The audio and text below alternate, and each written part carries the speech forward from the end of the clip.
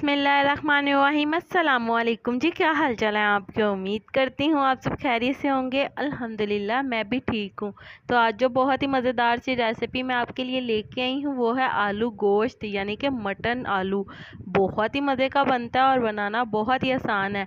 तो चलें जी आज की इस मज़ेदार सी रेसिपी को बनाना शुरू करते हैं। तो यहाँ पे आलू गोश्त बनाने के लिए आपने सबसे पहले गोश्त ले लेना है। यहाँ पे मैंने मटन का गोश्त ले लिया है 1 किलो और इसे अच्छी तरह से मैंने वॉश कर लिया है। तो सबसे पहले यहाँ पे आपने गोश्त शामिल कर लेना है। इसके बाद यहाँ पे आपने 2 अदद कटी हुई प्याज शामिल कर लेनी है दरमियाने साइज की। तो साथ ही हम 3 टेबल स्पून लहसुन अदरक का पेस्ट शामिल कर देंगे। 3 से 4 अदद कटी हुई सब्ज मिर्च, 3 से 4 अदद टमाटर दरमियाने साइज के और नमक हस्बे ज़रूरत।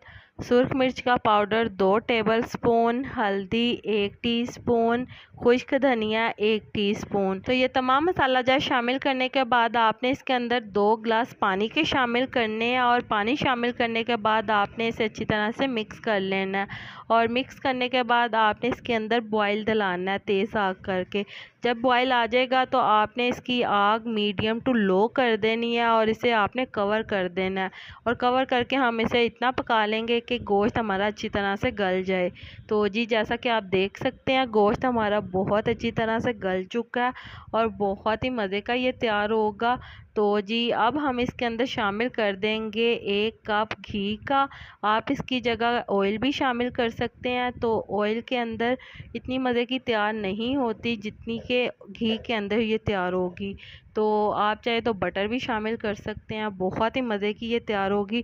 तो आपने अच्छी तरह से तेज़ आग करके इसे भून लेना कि ये घी छोड़ दे। तो जैसा कि मेरे प्यारे प्यारे व्यूअर्स देख सकते हैं कि गोश्त हमारा अच्छी तरह से भून चुका और इसने घी छोड़ दिया और घी अलहदा हो गया।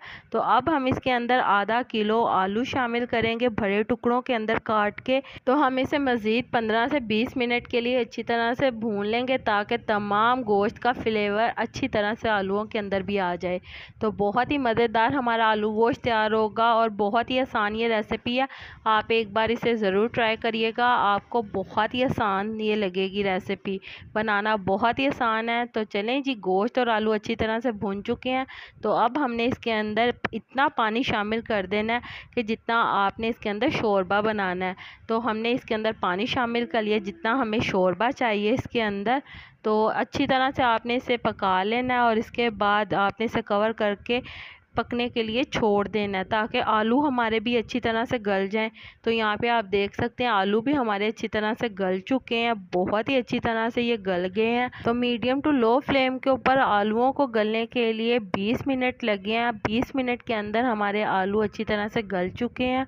तो जी अब हमने जितना इसका शोरबा रखना है उतना हम इसे तैयार कर लेंगे। अगर आपका शोरबा ज़्यादा है तो आप इसे तेज़ आग करके कम कर सकते हैं, तो आप चाहें तो ज़्यादा भी रख सकते हैं। तो अब हम इसके अंदर 1 टेबल स्पून गरम मसाला, 3 अदद साबुत हरी मिर्चें और थोड़ा सा कटा हुआ अदरक हम इसके अंदर शामिल कर देंगे।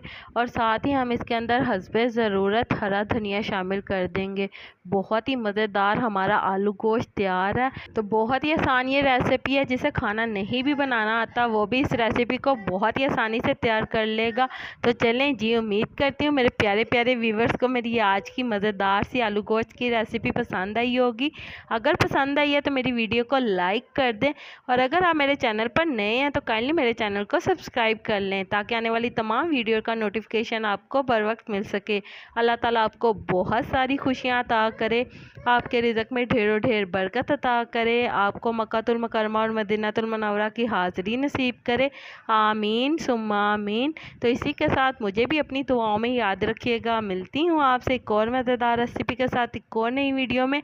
तब तक के लिए मुझे दीजिए इजाज़त। अल्लाह हाफिज़।